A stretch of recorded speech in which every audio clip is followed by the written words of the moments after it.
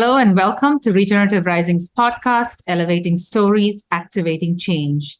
I am your host, Nisha Mary Poulose, Executive Director of Regenerative Rising. And with me today is Katie Gray, author, singer, producer, caregiver, and healer of hearts. She draws from the wisdom of her own experiences to help others find their way back to their own hearts. Katie is devoted to helping people connect with feeling, presence, and self-awareness through her music, her writing, her counseling, and her workshops. Her work of the Empowered Heart is a methodology that helps assist people in the process of identifying and healing emotional wounds and is the basis of understanding that infuses her work as a counselor, author, and workshop facilitator. She is an incredible musician and has received various recognitions for her music, including appearances on both Jimmy Kimmel and the NBC Today Show. She has also authored 2 books, and her most recent one, the Empowered Heart Guidebook, has its foreword written by Paul Hawkin. Thank you so much for joining us for this very special episode of our podcast, Katie. It's an honor to have you here. Oh, thank you so much, Nisha. It's so nice to be here. I just want to open up this conversation with you, with you speaking to us a little about your own worldview that helps you to work with others to heal emotionally and spiritually. Oh, thank you. Yeah, something that you and I have spoken of in the past and something that feels so present, especially right now in this day and age, is suffering. There's so much happening in the world to humans, but also to the plant world, to the natural world. I think of the distress that we're living in collectively, each of us, and that's not just humans. All of us, the bees, the insects, the trees, the animals. We're in a collective state of distress. And it's understandable. A lot has happened. And I think for us humans, we know that we've played a big part in that, in the collective distress. And at the same time, I think we are, as individuals and collectively, we are going through our own survival. We're also trying to get through the distress happening internally to each of us in our inner world. And so what's happening in the outer world, this collective distress, is deeply impacted by the internal stress that each of us are working through. And in that sense, we are, yes, responsible for so much of the destruction to the natural world as humans. And I think with that is a bit of shame and a burden of knowing the truth that we play a big part in the outcome, in the well-being of the earth. And at the same time, many humans have unresolved trauma and were the victims to something destructive in their life, in their childhood, their lifeline. And so there's also this survival from the victim standpoint, someone trying to survive, trying to heal, trying to make sense of the confusing distress happening within them. So for that reason, my work with the Empowered Heart is focused on helping humans unravel and heal that distress, that anxiety, that pain, the unresolved trauma inside. Because when we heal the internal world, it has a huge effect on the external world, on the outer world, the one that we're sharing together, And that is, for me, my viewpoint on what's happening in the world is I'm under no false illusions. It's crazy right now. It's very sad, very intense. And I think we have an incredible opportunity right now to get to the root cause of what's really going on, which I believe has to do with unresolved trauma within the human heart, Yeah, that's, I think so many people are so conscious of this feeling of fear, of anxiety, of trauma today. And that, in a way, is good news that so many more people are even recognizing that something is not right. And that's the first step. And to me, it just feels like the earth is screaming in pain, and it's burning, it's flooding, and it's at this year alone, I nobody really can claim that they have not been touched by some form of extreme climate event. And it's in every corner of the world in some way or the other, but it's also leading to so much anxiety. And I can say that for myself, that this for those that are working within this sector in any way, in working with, whether it's working to restore the rivers, or whether it's to restore the human mindset, or to working with animals, with the ocean, all of it is really, there's so much anxiety that I myself face that, and people face this inability to get to action, and that's something that I constantly think that when we feel this is a good opportunity to take a step back and maybe reconnect, and that is so powerful. And I feel like your work has really done so much with this, and what does it really, how do we really deal with the anxiety that we're faced with today, and how do we, as individuals in our current sort of isolated setup, how do we really address this for ourselves within our own capacities? Yeah, it's such an important question. I want to respond to some of what you just shared and reflect back that, yes, you're exactly right. The earth is screaming and crying, and we're aware of that. In order to not hear that screaming and crying, we have to disconnect. We have to dissociate. We have to stay busy and distracted. And many of us are in that state of distraction. We're avoidant. We don't want to hear those screams and cries of the earth because it makes us feel uncomfortable. We have to feel that deep, deep grief, as well as fear for the future, and shame that we had a big part in what has created this state of distress.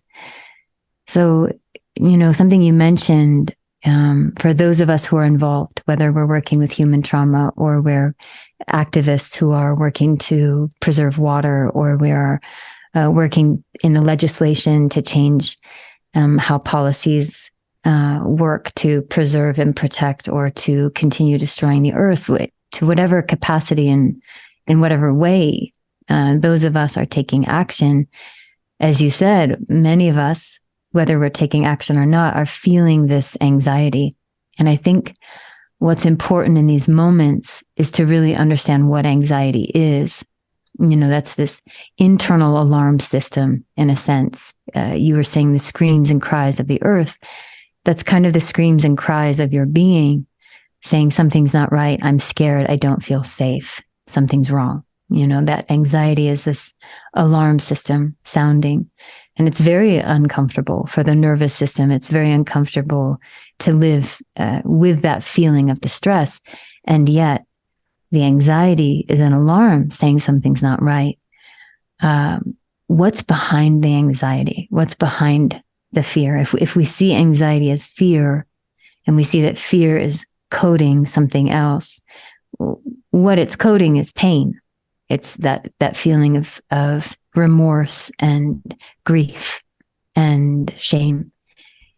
And so I would say, especially for those of us who find ourselves slowed down by the anxiety, or find ourselves just in survival mode, trying to get from A to B because it's debilitating, that anxiety, and it's deflating our hope. It's deflating our life force energy that we need in order to take action and keep being a part of positive change.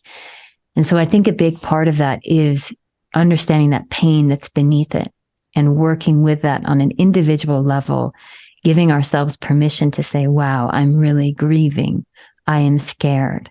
What's the root cause of the feelings that we may not be allowing ourselves to feel?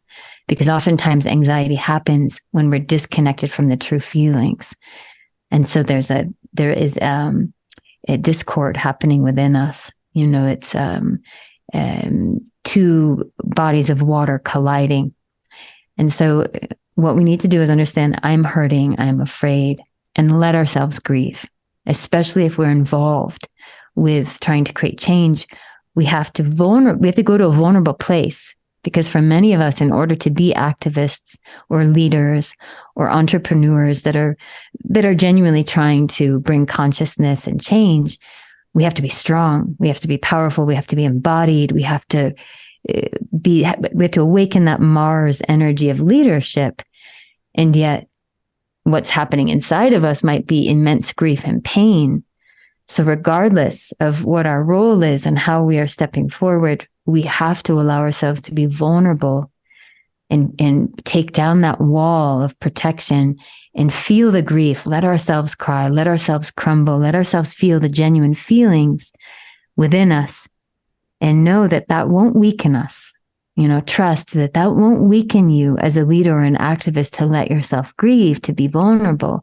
It will allow you to listen to those cries and screams within you and be there to support yourself, to reunite with yourself rather than dividing away and ignoring what's happening within and trying to stay strong. That's where that anxiety comes. Let yourself breathe into it, whether it's meditation, whether it's yoga, whether it's taking 3 days off and letting yourself curl up in bed. And if you have to read a sad story to awaken the tears, touch into the grief of what you're feeling. Let yourself feel that and release that. Look at the truth, feel it, let yourself release it, be there to comfort yourself.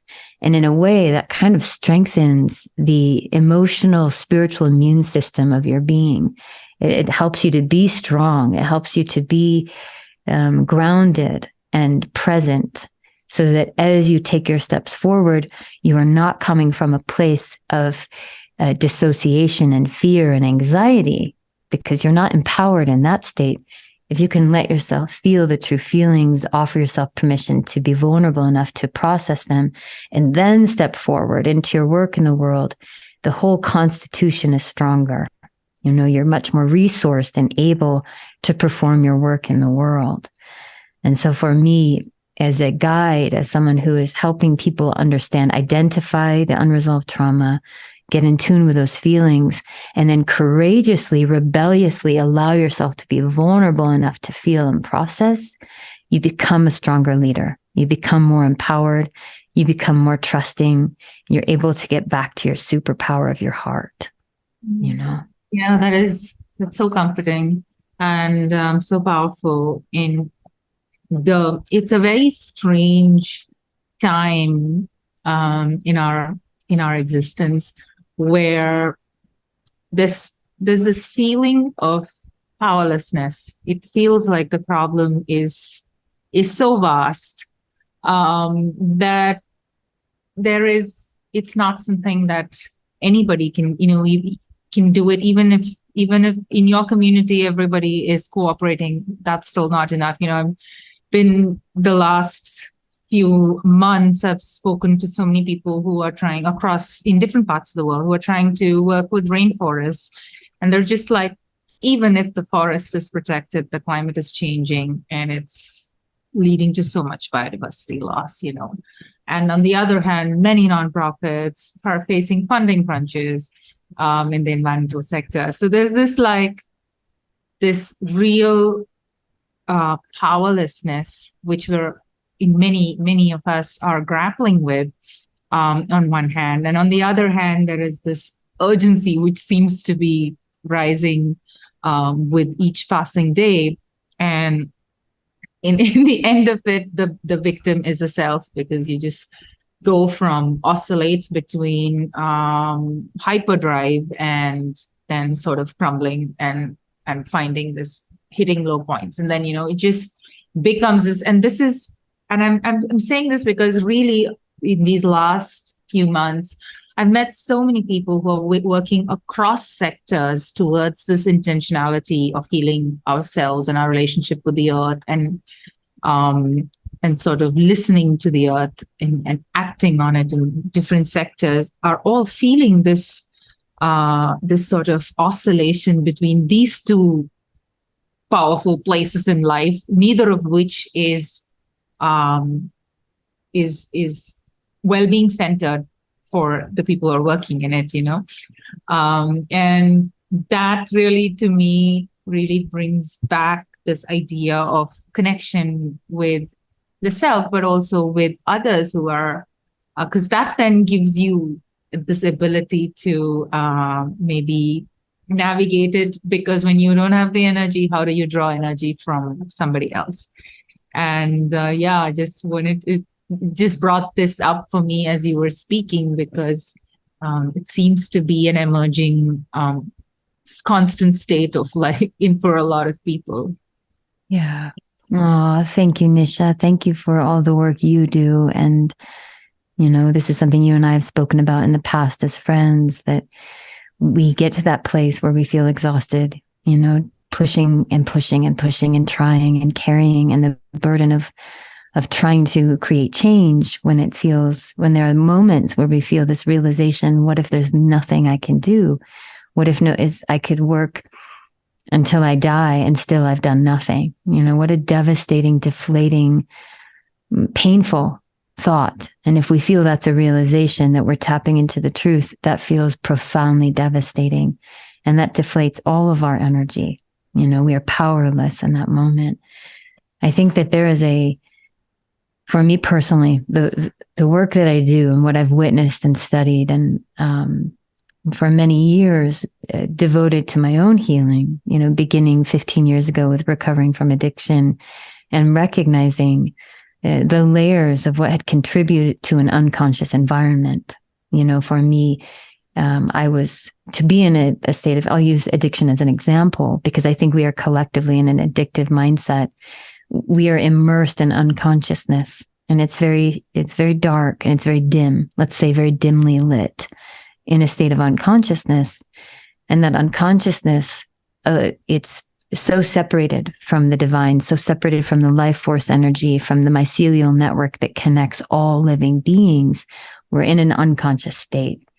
And so we're collectively in an unconscious state. And it's through that unconsciousness that we are mindlessly, unconsciously destroying the earth. We're making decisions that are not conscious decisions. We are saying words, we're speaking words, we are consuming, we are purchasing products without consciousness in mind, without that being the guiding force. It's unconsciousness. So we're working with some pretty deflated low frequencies. Many of us, there are billions and billions of us, and many of us are operating in survival mode in an unconscious state. So if we just look at it as this polarity of consciousness versus unconsciousness, without allowing ourselves to get into the narrative of good and bad, that's important, is to stay neutral, not in a negligence way, but to stay in a balanced place of neutrality, of presence. Because as soon as we get moved by our own emotions and we're persuaded by that emotional rush of fear that then transpires into judgment and says, it's the ones destroying the rainforest who are the problem. It's the ones who are the 1% that's crushing the economy that's the problem. It's their fault. What we're doing is creating more division, and that's not the direction we need to go in. We need to become hyper aware of division and divisiveness and recognize that will weaken the environment internally and externally. So each of us as individuals, our work is to remain grounded, to remain present, to not be persuaded by emotion, to stay present, and to witness the reality of what's happening. Yes, the reality is grim. Yes, the reality is devastating. Yes, there is much destruction, but each of us as individuals need to remain present without being persuaded by the emotion. Remain present and witness, what can I do? Okay, how can I show up? How can I feel? How can I be a part of the change? Yes, it may require a lot of doing, and you are panting, and you're putting all of your external energy, and you're trying. And in a very short amount of time, you're going to be exhausted and passed out. And we don't have your support anymore. You are a resource that has been tapped out. So now we have Nisha, who's so wise and so powerful and so driven and has so much consciousness. Now we don't have you as the team towards solution because you're burned out and exhausted. So the importance of remaining present and resourced within ourselves, taking care of ourselves to have that energy is key. When we remain present, we remain in the conscious field. And what we're trying to do collectively is raise consciousness. We have billions and billions of teammates, and they're inactive because they're in that dimly lit space of unconsciousness. So we're trying to awaken consciousness so that eyes open, awareness shifts, and we can be a part of a positive change. We can strengthen that. Well, if that, and it's a long explanation to derive into a very precise point, that if we as individuals allow ourselves to go into a hopeless, devastated, exhausted, angry, and unresourced place because we have allowed ourselves to move into unconsciousness. Now we're angry, we're exhausted, we don't have the energy, we've lost hope. We are actually contributing to the problem because we are part of the unconsciousness. So the importance of taking care of ourselves, of remaining in our heart space, of remaining trusting and remaining present without being persuaded by emotion, to remain empowered and present, that helps each person we interact with. That helps awaken consciousness around us. I think we can get caught up and persuaded by so many stories and so much emotion that just weakens us. But our biggest work is going to remain conscious, to remain in our power, which is through the heart, remain connected to ourselves, take care of our bodies, honor our individual practice of meditation, of prayer, of connecting with the earth, because if we don't do that, how are we actually actively part of a solution? We're not. We're just part of the problem. So the importance of connecting with self, taking care of the self, remaining present, doing whatever it takes to remain present and not get sucked into the vacuum of negativity, pessimism, and hopelessness. That's our work, to remain consciousness so that we can help the awakening of consciousness, Yeah, that's so beautiful. And I remember one of our more informal conversations where we were talking about how there is this need for people to come together in sort of finding solace and companionship in this journey, and then also the various types of reactions. Like we did speak about how maybe people just want to party sometimes, and at that same time, when the work seems all the more important, there seems to be more and more people wanting to disconnect. But the missing piece to me seems like maybe it's not that we want to disconnect with our work or with our jobs or with our daily lives, but rather people want to reconnect with their selves. But this awareness itself is this vocabulary itself is what a lot of people have not yet discovered for themselves.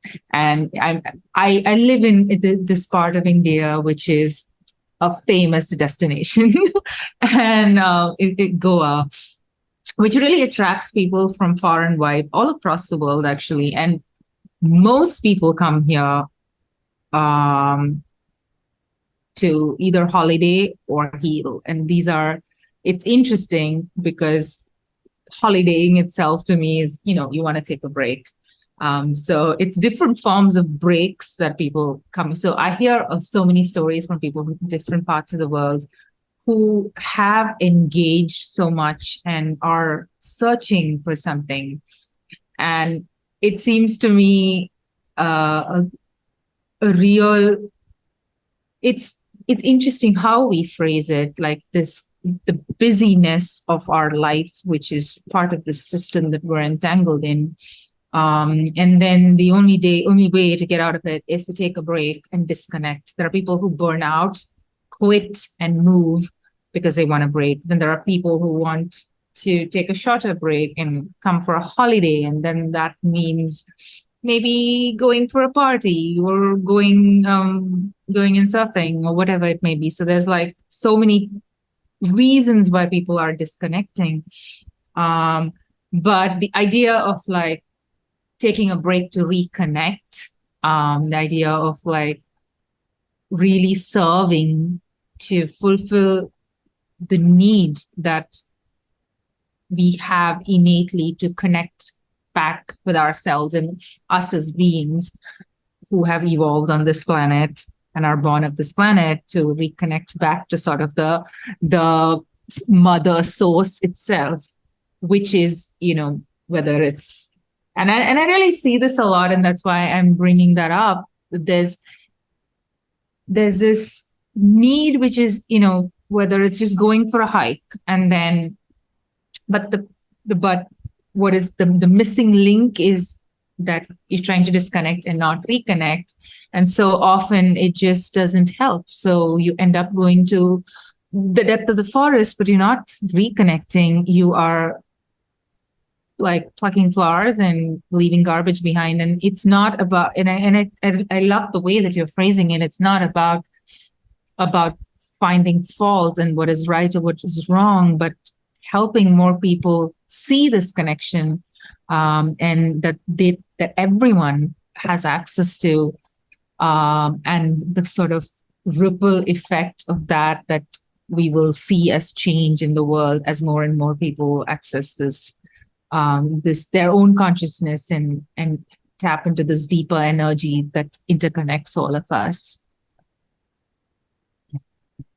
I think that what you're speaking to is presence. If I imagine someone going to the forest, let's say they're in a job, they're in a profession, in a relationship, in a home situation where they have expensive rent and they're living in a distressed state of survival, and it's too much on their nervous system. So they need to decompress. They need to regulate. And because their life is formed and built around a foundation of fear, they're going to then purchase a flight and put, they'll use their credit card to then create more debt, but they're going to buy a flight and go get a hotel somewhere and in a tropical place and try to regulate, essentially trying to regulate their nervous system. And what's happening along the way is using fossil fuels and creating trash. And it's not a very sustainable way of regulating the nervous system. And what they are seeking is connection. Like you say, I don't even know who I am. I just need to relax. I need to read for a little while, put my feet up. I just need to take a break from life. So they're going as far away as they can, or separating themselves from home because home is so stressful. And then finding themselves in a place where, like you say, they're deep in the forest. Okay, I need to connect, but now they're just creating trash and picking flowers that shouldn't be picked, and unconscious. It's more unconscious action with very innocent intention. The intention is very innocent. It's very important, very valid to regulate ourselves, to be reminded, to reconnect with spirit, with the earth, etc.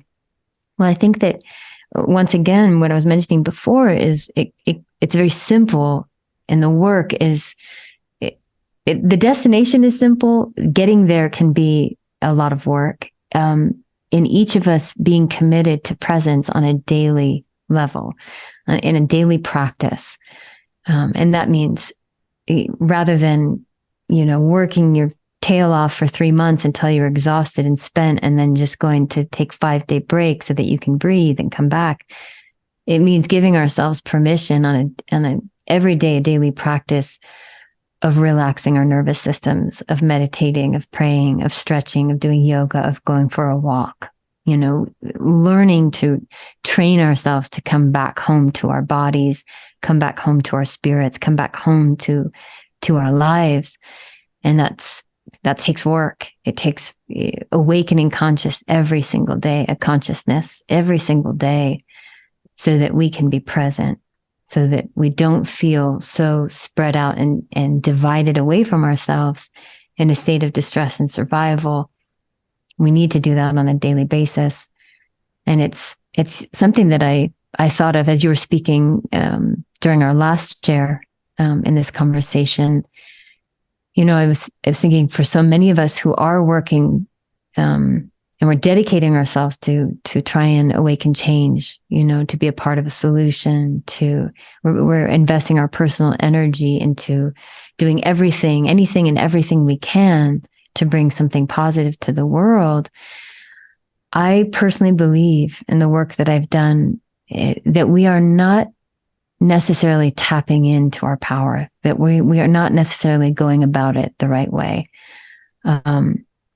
Yes, in this waking world, in this dimension, in this reality, there are bills to pay. There are trees being chopped down. There are people running for office. There's voting. There is so much in this tangible reality. And yet, the trees, the birds, the bees, the natural world, humans, the way the planets, the way that the cosmos interact, there's such a huge, big macro experience of life. And that involves energy. That involves this energetic exchange. That involves much of the world we can't see, but can feel. And science has gotten to a certain place in understanding frequency and energy. But you, Nisha, being Indian, and me being half Indian, us coming from a lineage, an ancestry of understanding the power of meditation, the power of visualization, the power of tapping into the world unseen. I believe that the solution for the future of this planet, of the planet that our species is inhabiting, I don't even feel comfortable saying it's our planet. It is ours, but we are inhabiting this. It doesn't belong to us. We're not entitled to this earth, to the animals and to the insects, to everything. We act as though we are, but I don't believe that we are. I think for us to evolve to the next level of our evolution, for us to evolve to the next level of consciousness, and to step into the power that will be required in order to create change, we're going to have to close our eyes and tap into the power that can be experienced through meditation, through visualization, through transforming the narrative and the internal landscape. Because I have seen miracles and magic happen through meditation, through manifestation, through visualization that cannot be explained. Even for myself personally, working with clients that I'm working with, studying other experiences, we have the ability to tap into a superpower where we are all connected. But in order to get there, we have to be present. We have to be conscious. We have to be grounded. We have to be open and listening. That portal of our hearts has to be open rather than closed. And when we are afraid and anxious, it's closed. We're not able to hear properly. If I'm bringing my anxiety from work and I'm traveling to a forest for a getaway, and I'm still carrying that anxiety, my ability to be receptive to those trees will be closed. I will not be able to truly listen and be connected to the network of life force energy because I am living in this contracted state. And so the work is, if we want to truly awaken healing on the planet and make change, each of us has to do the work of opening our hearts, of doing the work of reconnecting with consciousness on an internal level, because then we are reconnected to the earth and to the frequency, to the vibration, to the life force, to the intelligence that's pulsating and thriving in all living beings. And that requires evolving and graduating to another level of intelligence and consciousness. And if we don't value the importance of that or believe or trust that that is possible, we're going to be working with a very limited toolkit, with a very secular dimension of disempowerment. We're not going to be in our power. We're going to be just scrambling and doggy paddling to try to get here and make change. And we're not tapping into this huge, powerful source of possibility and energy that is directly impacted by our perception, by what's happening internally. If I am hopeless and I believe that everything is wrong and I'm filled with judgment and anger and I'm upset and I have unwept tears and I'm disconnected from my pain because I don't want to be vulnerable and I'm just pushing and struggling and fighting, I'm not tapping into my power. I need to ask myself, am I really stepping into my full potential to be a part of change?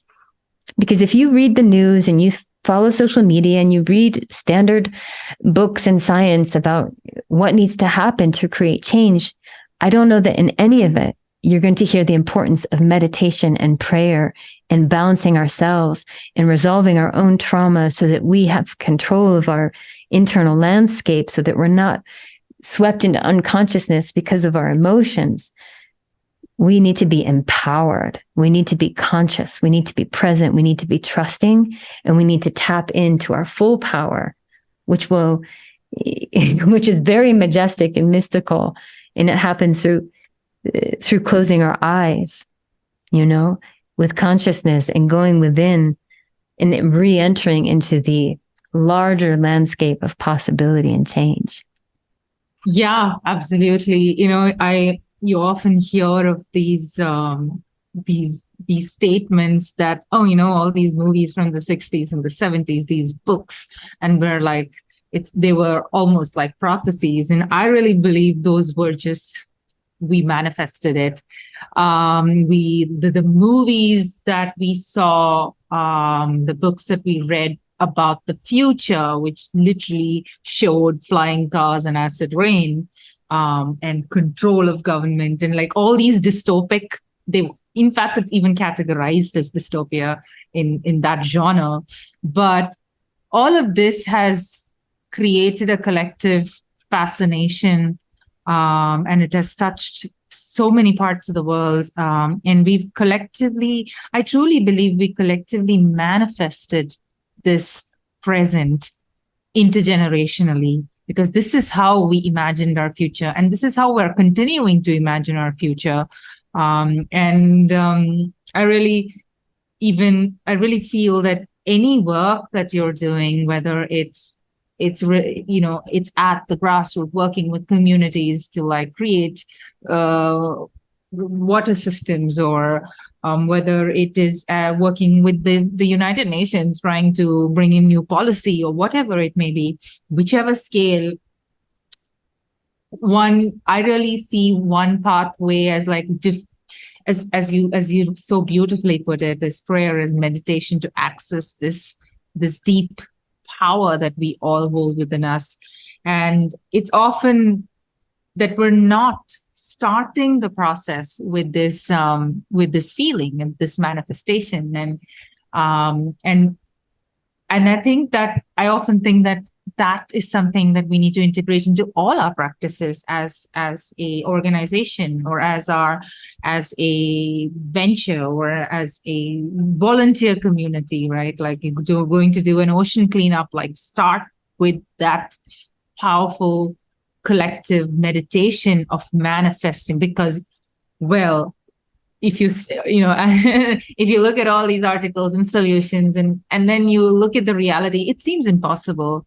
How are we going to clean up all this ocean plastic and micro and nanoparticles of all the things that are so contaminating our atmosphere in so many ways, that we at this point are not even able to imagine the solution.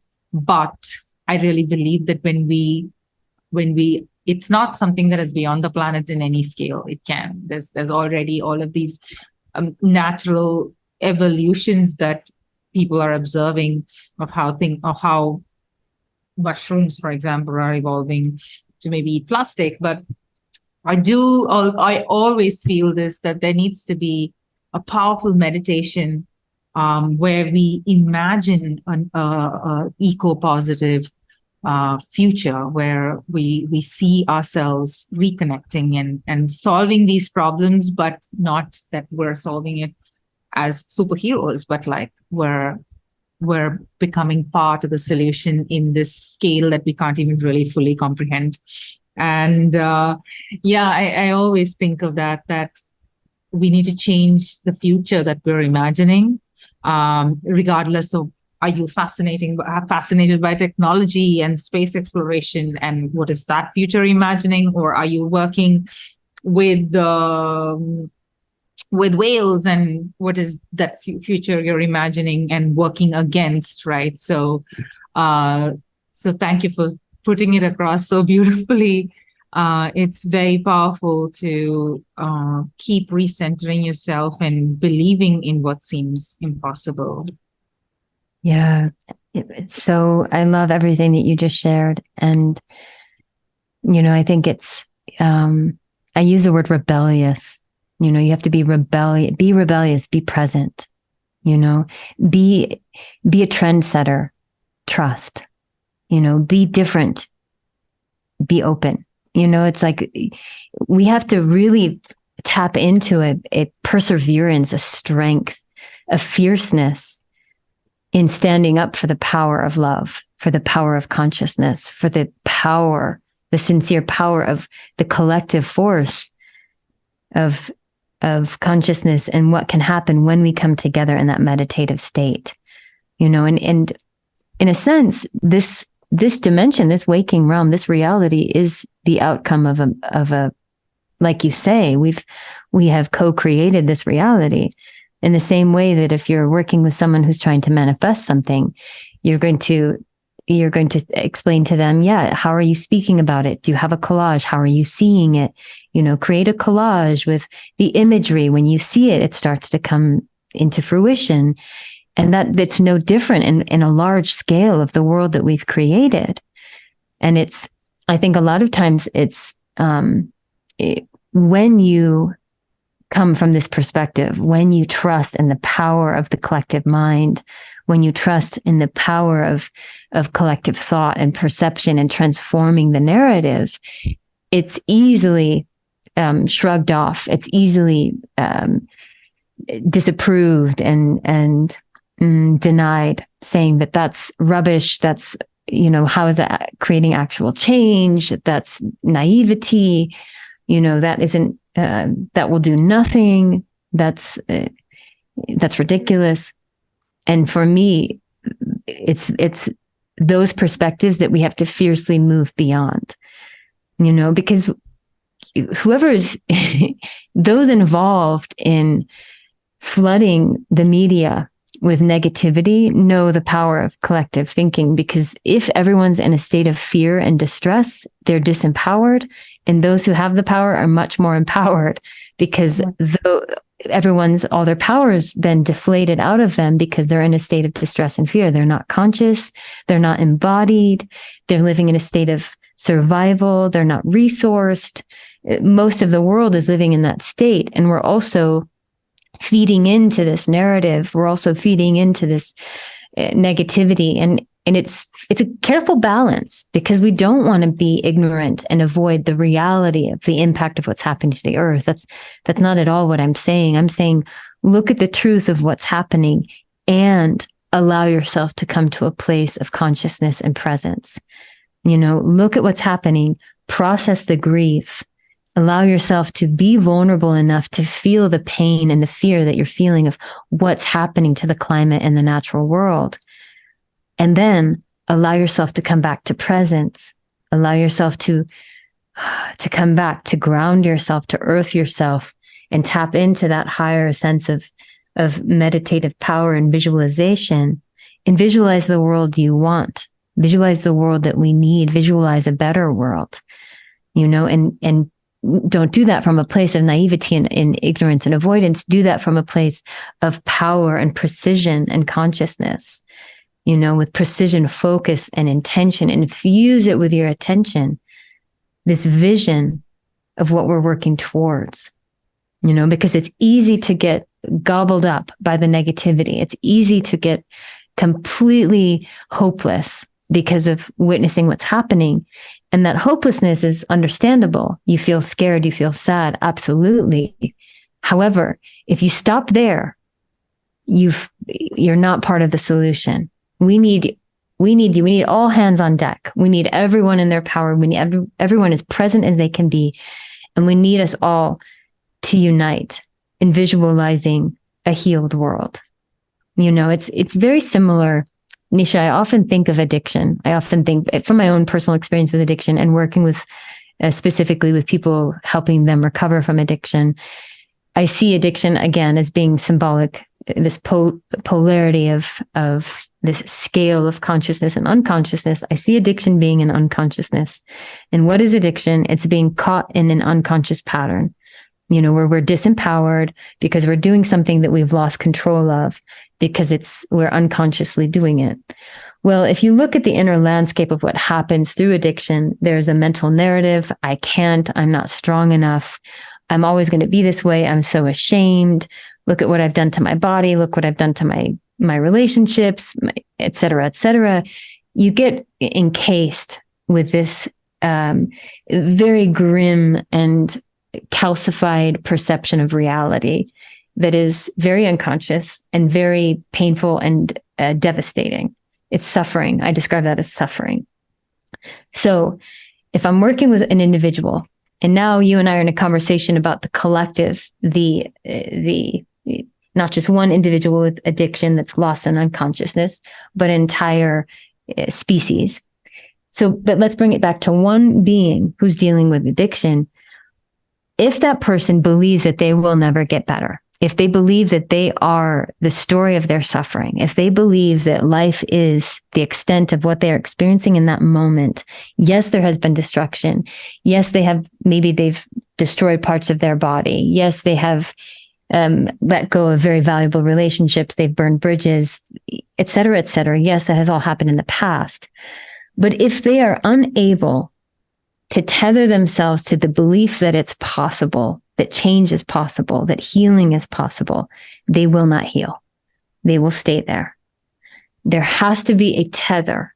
There has to be a lifeline to the vision of a healed self in order to get that person out of the encasement of suffering. And in order to actively work towards change, there has to be a tether of belief that it's possible. And if we pause there and say, look at what we're dealing with as a species with this collective dilemma. Yes, we have done so much destruction to the planet. Yes, we have found ourselves in this place of it's pure suffering, the natural world, to all life on the planet. But we have to keep that. I almost see it as this through the pineal gland or through this gateway through the heart, this tether to the world that we are creating. We have to keep that intact. We cannot allow that to be disassembled and broken, because that will be the lifeline that we have to tap into in order to get ourselves out of suffering and back home to a healed space, a healed place within and collectively. Mm-hmm. So when we speak of hope and hopelessness, it's not a naive sense of hope. It's absolutely an integral, necessary element in healing and recovery. Essentially, it's regeneration, but it's recovery, recovering and getting to this place, like a collective place of dissociation and unconsciousness, suffering and addiction. We have to recover. We have to believe it's possible. And we have to know that that's what we want. If someone doesn't want to heal, if they don't know there's a problem and they don't want to heal and they don't believe it's possible, there's nothing we can do. So the duty that we have as beings who are committed to trying to be a part of a solution, the duty that we have in not allowing that tether to ever be broken, that I know it's possible and I believe and I know it's possible and I visualize a world that is healed. Just in the same way I visualize it's possible for me to heal, I know it's possible and I have to trust, even if it's something that I've never tasted or touched, even if it's been decades and decades of destruction. No matter what, I have to believe it's possible, because that's the only way that I'm going to get out of here. And that's the only way that we are going to get out of here. Yeah. Wow. I was literally feeling this connection to whatever you're saying from across the world, feeling the same things. And I was just wondering whether there is a short practice, that you could share before we close, because there is, it's not just that we need to have hope, but we need to have empowered hope. And then we need to have this this place for ourselves as we're working towards all the things that we're working towards, and to keep ourselves really centered to the intention, which is well-being of all, which is also well-being of the self. And it's really profound to understand what role that your own trauma, the trauma from the things that you witnessed, the trauma, the things that you're witnessing, and how it can just make you so quickly bring it back to this point where you can't function anymore. But how do we?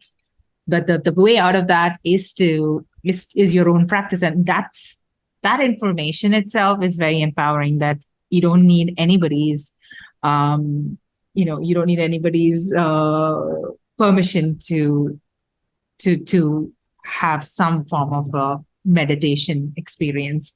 And and I want to, this has been super powerful to have this message just spoken out loud. And I think it's so important that we keep speaking about it, speaking of the power that we can share with each other as we access our inner power. And a short practice that we could maybe share with everyone who's listening in, that could be a moment that they can take to engage in this manner. Yeah. Thank you so much, Nisha. Thank you for your time today and for your intention. I witness you as someone who's working so devotedly to bring solutions, to bring forward voices, to uncover the truth within this mystery of pain that we're living in, and when you position it that way, is there a practice? Is there something we can do as individuals? There are many meditation practices. There are many ways to go within. But the word that comes to mind as you share that, the importance of how it pertains to all of this, is listening. Just the power of listening. And I would say that for an individual to say, am I listening to myself?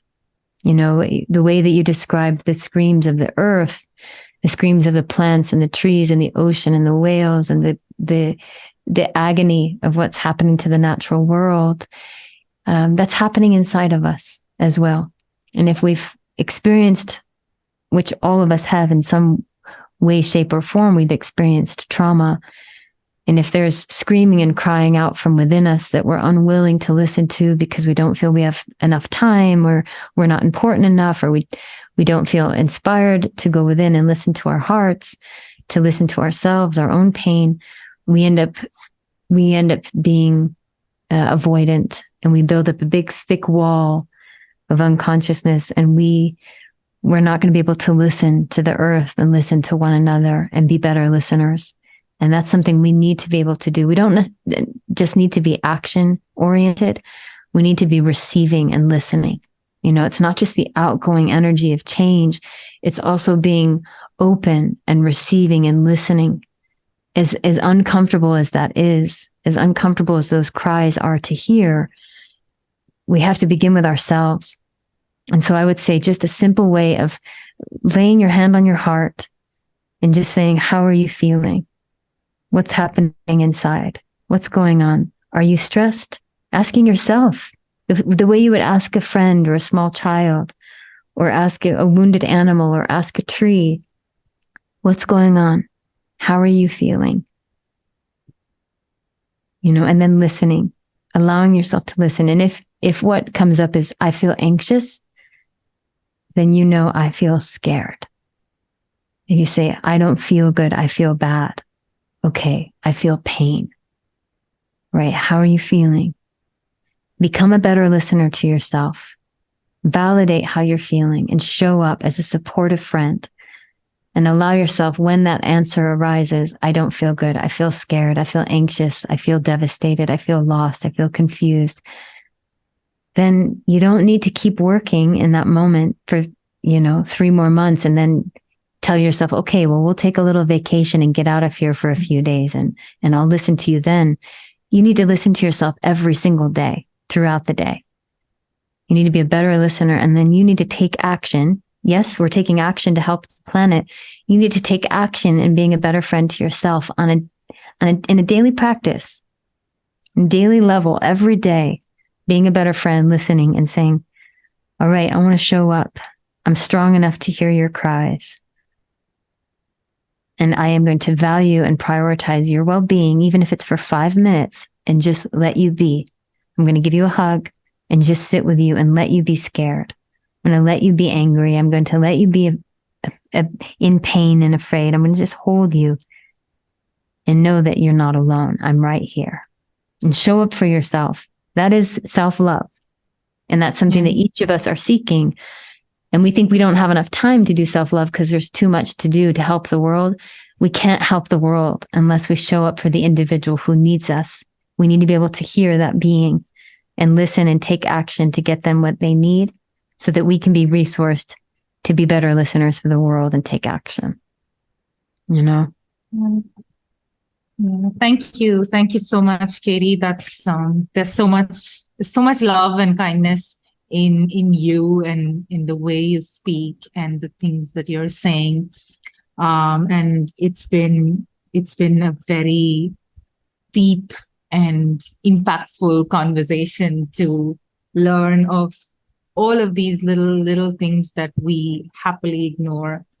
And to actually use your own words, like the way you've described it, Katie, on your own website, that we're so comfortable with our discomfort, and that itself is to acknowledge that, to validate that, and to understand that there is something that we can do just by yourself in your room. If that's what you can do, there is a path to making that change that's within your own power. And that's such a positive, powerful message for everyone who's listening in, for wherever in this journey, wherever we fit in, and we know that we're all interconnected. And it's as simple as that, to just listen and to be consistent with our practices of self-care. I'm so grateful that you've been so kind to share with and come with so much warmth, and it's just been such a honor to speak with you. Thank you so much. Thank you. So we've come to the end of our podcast. And thank you, Katie, for joining us. I'm so inspired by every time I speak to you, and I'm so glad that we've been able to have this podcast. In these times of uncertainty, we need to find our way back to hope and empowered hope. And when the darkness seems overwhelming, to listen to ourselves, because that's where this power is coming from. And that's that there's so much beauty in that. And this is the work that we need to do to bring the change that we want to see.